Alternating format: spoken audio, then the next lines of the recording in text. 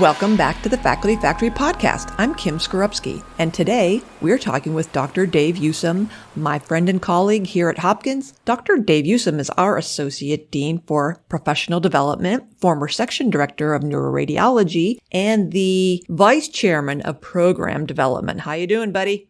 I'm doing well, Kim. How are you? I am great. I'm so happy that you are with us again and imparting all your wisdom. You said you wanted to do time management, and you, of course, are known for being like the most efficient person I know, and everybody knows that you don't waste time. How in the world do you manage it, and how did you get interested in time management? Well, I think that time management is critically important, and it goes along with my interest in Stephen Covey's 7 Habits of Highly Effective People. You know, the third habit after being proactive and beginning with the end in mind is put first things first.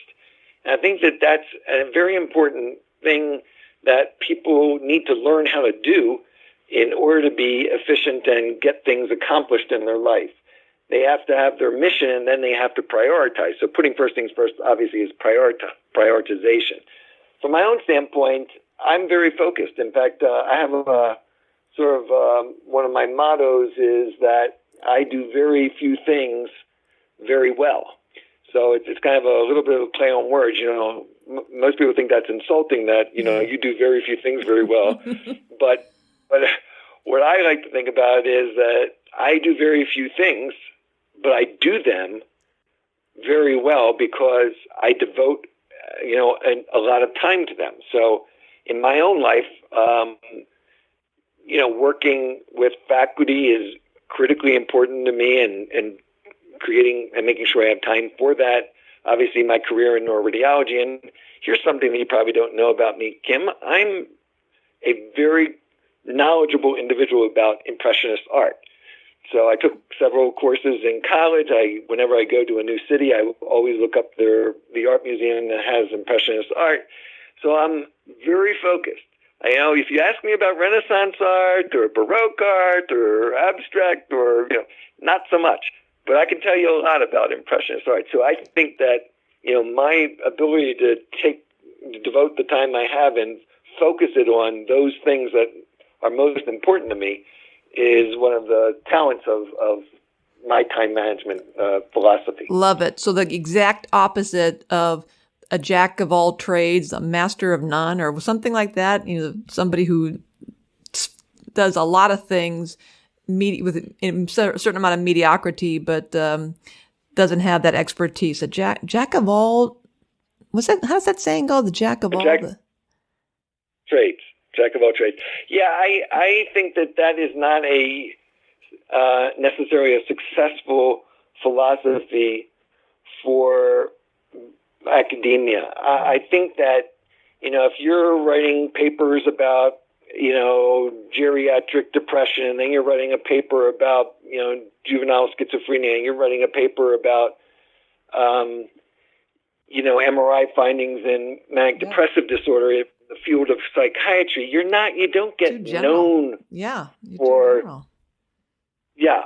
So whereas if you devote and focus on a particular topic, then and use your time management skills to focus on that area that is your expertise, I think that gets you more notoriety in academia.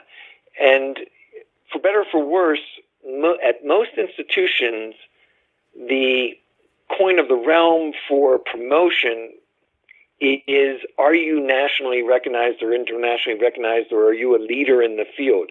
Now, it comes from, obviously, publications as well as grantsmanship, et cetera. But in the end, most of the time, the criteria is this a national leader that is recognized in order to get for the promotion. And you get recognized more readily if you have a focus that you are the go-to, you're the world's expert on this particular topic. Right. So time management is, saying no to a lot of the extraneous projects in order to devote it to that area where you're going to be the world's expert. And that lines perfectly with what you told us about mission statements. Yes. I mean, it relates to, the area that you are focused most and that you care passionately about. you then do, as Covey said, you devote time to it. Now, the way that devote time to it is, in his opinion, and I think is true, is to actually block out time on your calendar to do it. So this is sort of the time management matrix, where the mission critical things that you're doing may not be, time intensive as far as, as far as urgent, but it's very important. So that urgent, but not, that important, but not necessarily urgent realm is the so-called, time management matrix quadrant 2 time. And unfortunately, we end up filling our calendars a lot of times with urgent but not important things, or not urgent and not important things. Right. So I recommend to my junior faculty, when I do time management seminars, I ask people, take out your cell phone and let's make a recurring 2-hour block of time in your calendar each week that you will devote to your mission-centric projects. Mm-hmm. And do not alter it. Make it a recurring theme. If you can do it, a couple of times a week, all the better. But do not go a week without putting effort and energy into those projects that are mission-centric. I love our colleague, Rachel Levine, who is our Associate Dean for Faculty Development and Education. She schedules every week a block of time, and she calls it deep thinking. And I remember somebody said, well, what do you do? And she's like, I think deeply. So she literally schedules thinking time. And I'm like, that is awesome. Who thinks anymore? You just sit and think. It's just amazing.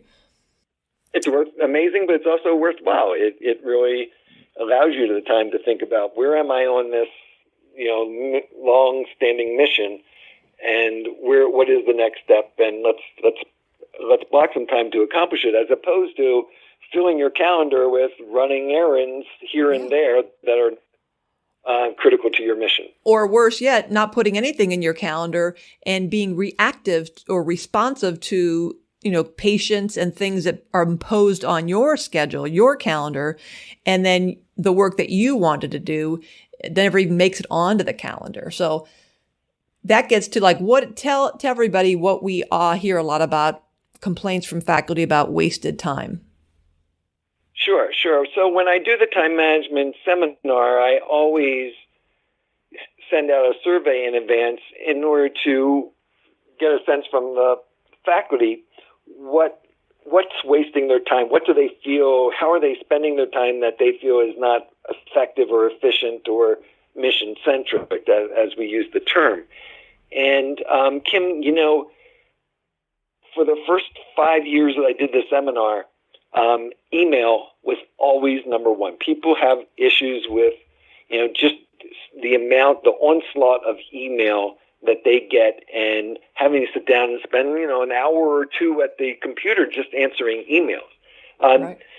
This last year was interesting because it was the first year that surfing the web was surpassed email, which I thought was interesting. I don't know whether it's related to, the various international issues that are going on, or politics or whatnot, but people are now having a difficulty stopping themselves from surfing the web. That is interesting. So, the suggestions I make for email are a lot more concrete and effective than my suggestions for how do you prevent someone from, going on their computer and getting lost in surfing, different topics, etc. It's kind of funny, but anyway. So I have some of the solutions, and with the email, I have certain filters on my email.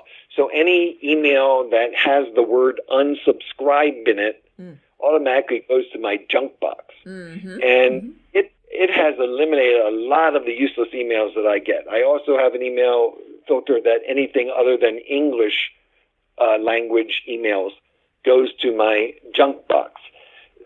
Anything that has, and I hate to admit this, I'm sure I'm going to insult some people out there, but anything that has open access journal goes to my junk box. Because I just get inundated with open access journals asking me to write article for them. Right.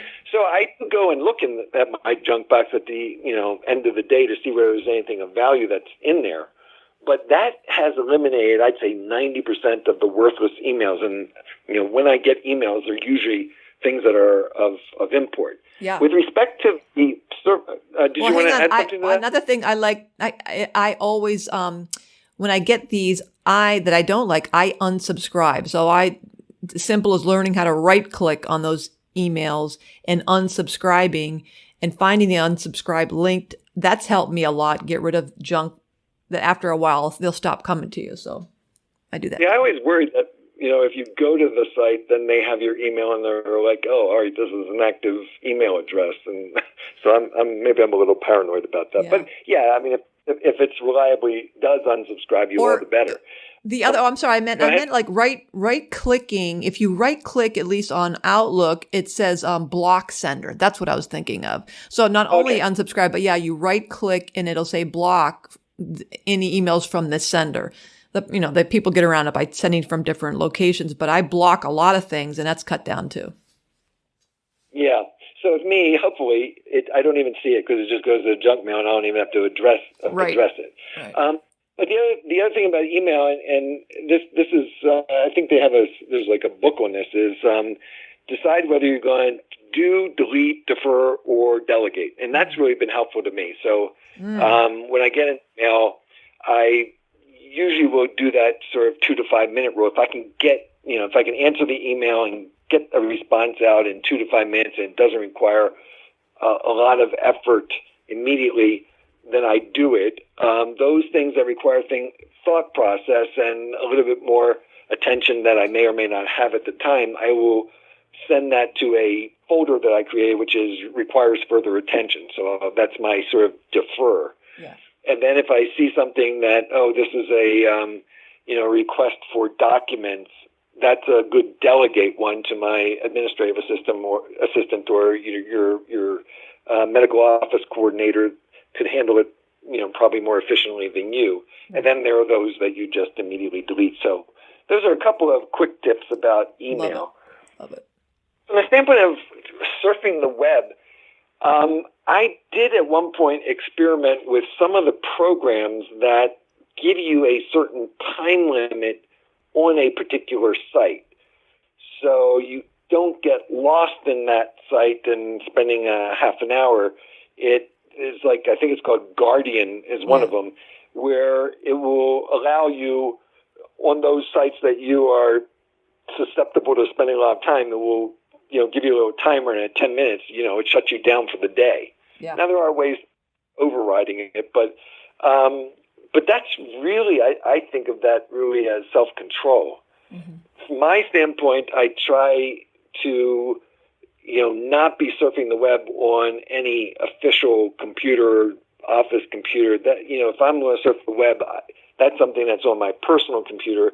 And so that physical separation where, all right, this computer that I'm looking at right now is my office computer. It is a Johns Hopkins computer. They could be looking at what I'm doing and, what time I'm spending on any website. That's a good sort of philosophy of, I'm not going to be spending time, buying Wayfair, furniture for any amount of time. But really, that's self-control, I think. Mm-hmm. So, or you just say, look, I have a rule. I don't do surfing on my office computer, but, when I get home on my laptop, that's okay. That's a hard one. Do you have any suggestions of your own? Yeah, the complaints about that time waster stuff is, and I guess it does come to what you're saying, accountability, from the WAG concept, the writing accountability groups. There's something even like you could try in creating boundaries around, I only check emails from 6 a.m. to 7 a.m., check and respond 6 a.m. to 7 a.m., noon, and say 7, 8 at night, and then adhering to those boundaries. So that if you set something in your signature file, I don't reply to emails on Fridays, or I only check and respond to emails during their certain times, that you adhere to that. And then you are training people how to treat you, and you're establishing boundaries for yourself, and just having a structure or a schedule. Just like what you're saying, I'm a very high J in the Myers-Briggs. So I like agenda, a schedule, a timeline. I'm very much list driven. And so that works for me in terms of having a schedule. I'm chained to my calendar. Oh, what am I doing?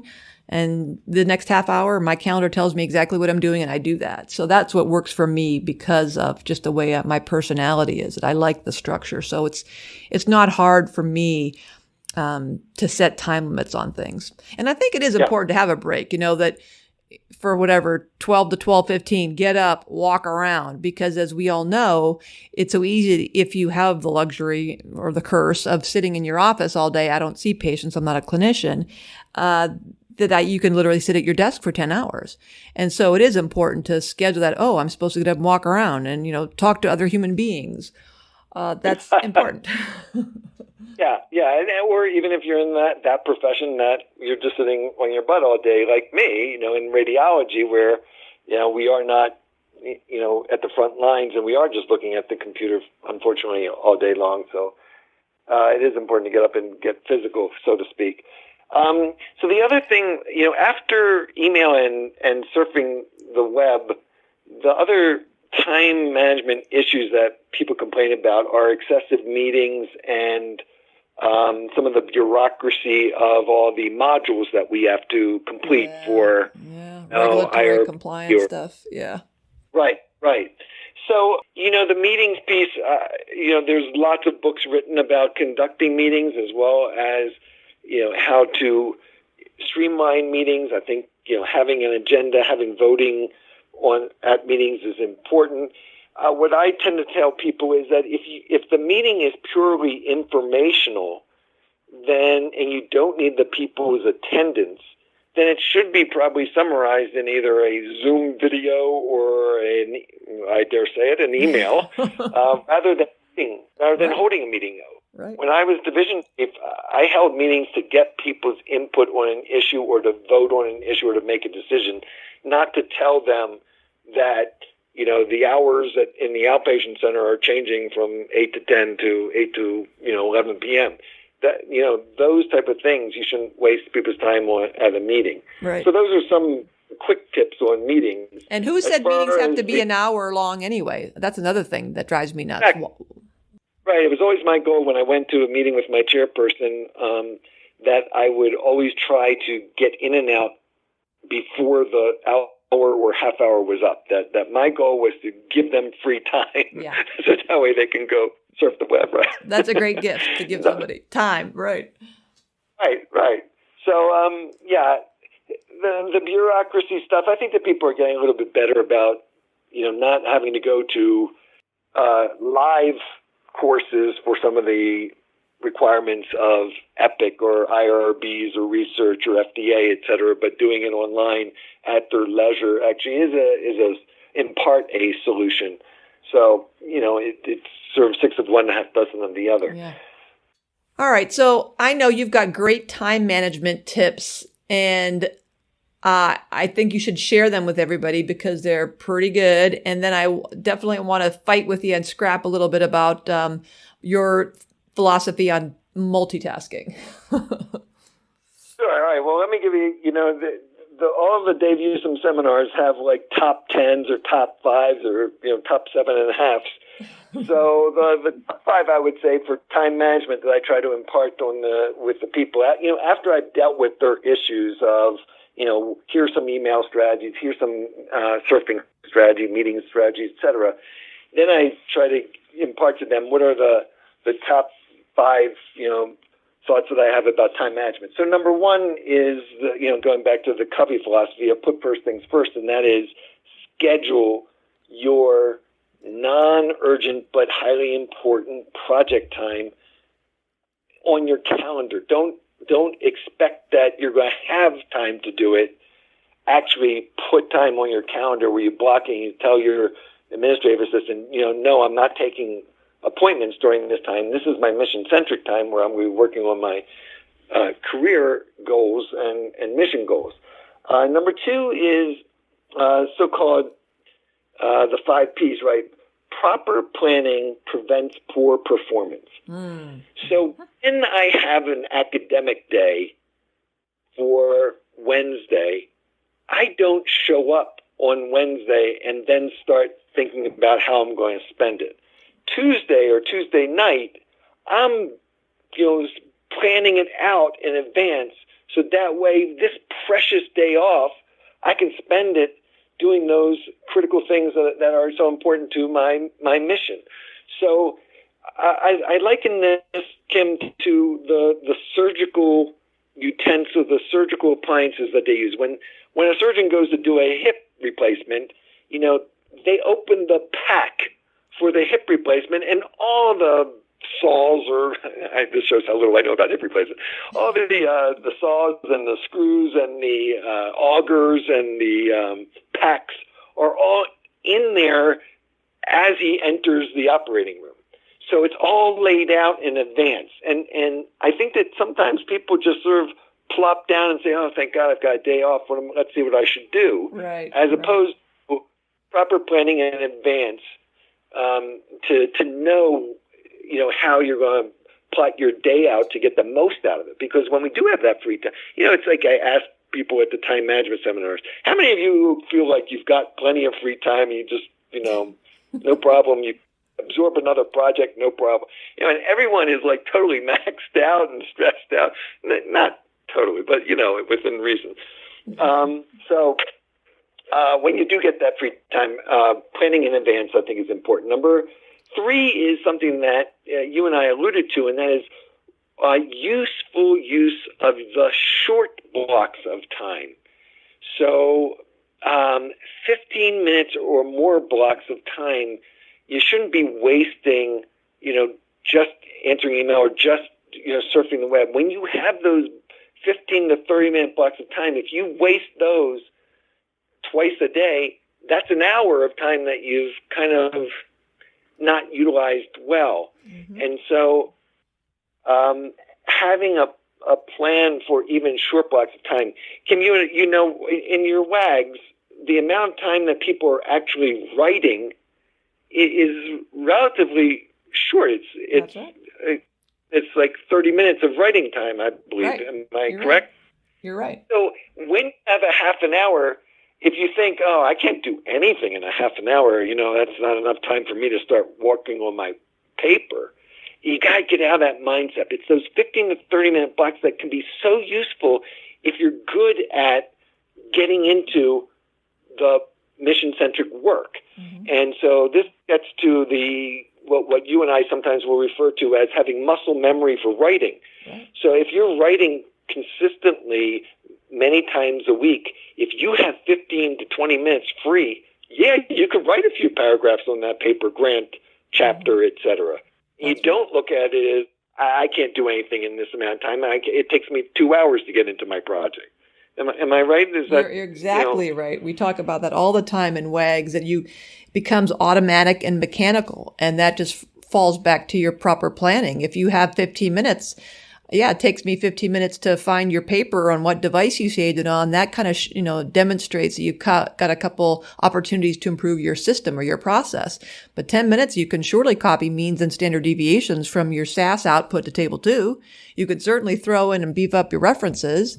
You can certainly, get into Excel and start noodling around with the bar chart. So that kind of retraining our thinking about expanding our definition of writing. Writing's not only the words and paragraphs and papers, but it's all those other elements. Then all of a sudden you rethink your thinking about writing.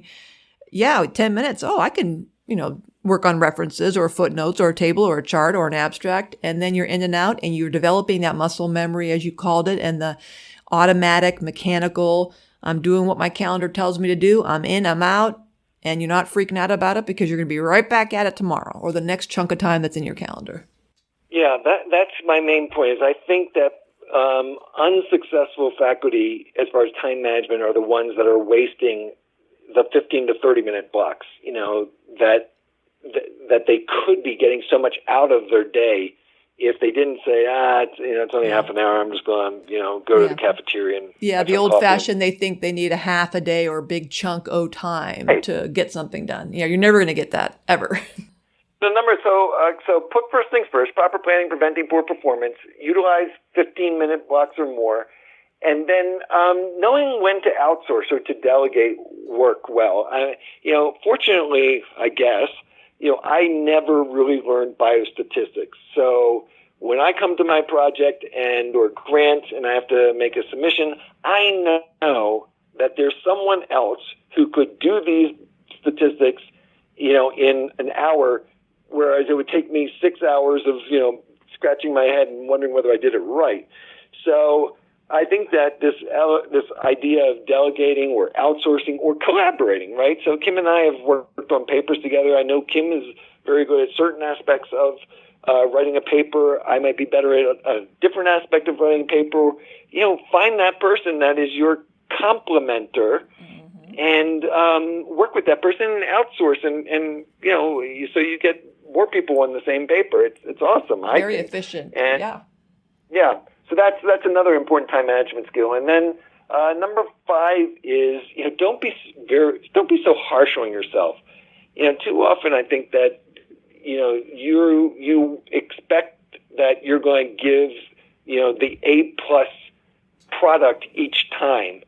And sometimes in time management, because of constraints that you have or overlapping projects, you do a B+, and you don't feel good about yourself. Now, we all have, certain quality values, but in certain projects, it's okay to do B+ and let someone else do A. Right. Clearly, the mission-centric ones and the ones that are of critical value to you, you want to put up the AA+ effort. But I think too often we're a little bit harsh when we do as good as we can for that particular project, even if it's not necessarily the A project. So my motto is it's a marathon, not a sprint. Sometimes, in the 18th mile of the marathon, you're doing a 10-minute mile and your goal was averaging 9 minutes. That's okay. The marathon, you might still average 9 minutes if you did a lot of 8-minute miles beforehand. Right. And I think that's just so common in academic medicine, where we have so many perfectionists and so many of us think that everything has to be our A game.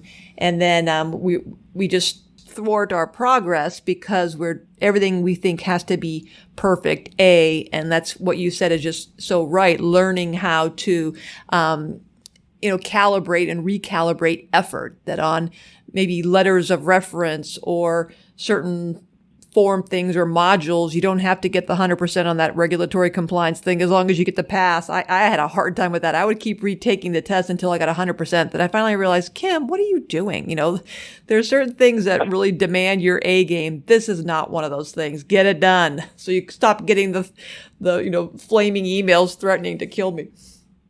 Right. Get her done. I like it. Diary the Cable Guy. Right. Well, all right. Let's finish up with this multitasking. What say you, sir, about multitasking? So, the multitasking has gotten a bad rap, if you ask me, because I think that the scientists, the real science says that we're not so good at multitasking. And my wife likes to say that I'm good at switching from task to task rather than multitasking. The concept that I try to do with the multitasking, and maybe I can get you to agree with me on this, Kim, is, you and I like spending time at the gym and being on the treadmill or the bike or whatever it may be. I don't think there's an issue with me listening to my American Journal of Neuroradiology podcast as I'm also exercising. Or if I'm on the recumbent bike, I usually put up my journal and will read a couple journal articles as I'm doing the recumbent bike. Not, the different domains, one's physical, one's intellectual, etc. And I use the concept of multitasking, Kim, when I talk to people about when they go to a meeting, can they also get a 2-for-1 in arranging a lecture at the local university or academic center at the same time that they're going to their society meeting. So if you're in Los Angeles for the American Geriatric Psychiatry meeting, why not call your colleague at UCLA and say, hey, I'm going to be in, can I give a grand rounds talk at the same time? So this is where my concept of multitasking, that I'm trying to get 2 lines on my CV and trying to increase my national notoriety at the same time that I'm attending the meeting and giving my abstract. So those are those are the types of examples of multitasking that I would offer to the you will listener. never get an argument from me on that. In fact, I did take your advice. It's funny, I went to St. Thomas Virgin Island last November with my friend who's got a timeshare there, and a couple months before, I said, I wonder if they have a university there. And sure enough, they do. And I said, hey, I'm coming there for vacation. You want me to give a talk? And they're like, really? That's weird. So I did.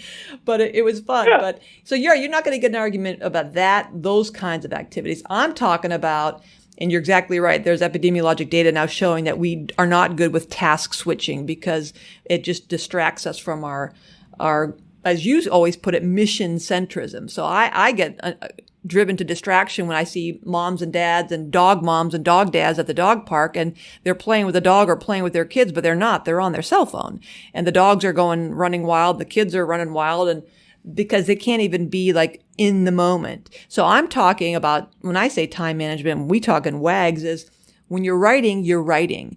You turn off the phone, you turn off the computer, you turn off the pager, whatever it is you're doing, because we're Pavlovian about it. Nobody out there will ever deny that when they hear the phone vibrate or buzz or a ding or this ring, that we are just like quick like a bunny. Oh, let me go look real quick. I'm going to look real quick. It's Pavlov's dog. We're trained to go look at that. So I always tell people, let's have some accountability here. Be honest. Who in the room says they can easily ignore that stuff? Of course you can't. So that's why I always say, when you're writing, when you're in the WAG, when you say, I've got 15 minutes, then I'm going to hit this 15 minutes hard, do that 15 minutes. Don't try to assemble that abstract or that paragraph or analyze those data or put that bar chart or figure together while you're answering an email, talking to a colleague, shouting out to your program coordinator to get this and that, writing a note to yourself to stop at the way home at the drugstore and pick this, that, or the other, and and eating half a sandwich. That kind of multitasking time is what makes me nuts, because then you're forgetting things. You're not sending the email. I thought I sent that email. Oh no, you wrote it. You just never sent it. I thought I had a sandwich. No, you put it in the file folder next to in the cabinet. That is what I completely I'm against, this splitting our attention, which then makes us have that kind of high anxiety and never really doing anything very well. As is typical, we come to agreement, Kim. I agree with you completely, and I hope you don't mind that I'm bouncing on my resistible as I'm answering this phone call. I thought you were saying I'm eating a sandwich. Well, this is great time management. You've been learning from Dr. Dave Yousem, my friend and colleague and our most popular faculty development person in our team. Dr. Dave Yousem, Associate Dean for Professional Development here at Hopkins. Till the next time, we'll see you on Faculty Factory Podcast, everybody. Bye, Dave. Bye, Kim. Thanks for tuning in to Faculty Factory Podcast. The mission of the Faculty Factory is to build and support a community of leaders in faculty development who share tools, resources, wisdom, and encouragement in service to our faculty members, schools, and institutions. We encourage you to go to facultyfactory.org to find out more. Get in touch with me, ask me any questions. Maybe you want to be interviewed on the podcast. Thanks for tuning in to Faculty Factory Podcast. We'll see you next time. The Faculty Factory podcast and website is sponsored by the Johns Hopkins University School of Medicine Office of Faculty. For more information, visit facultyfactory.org.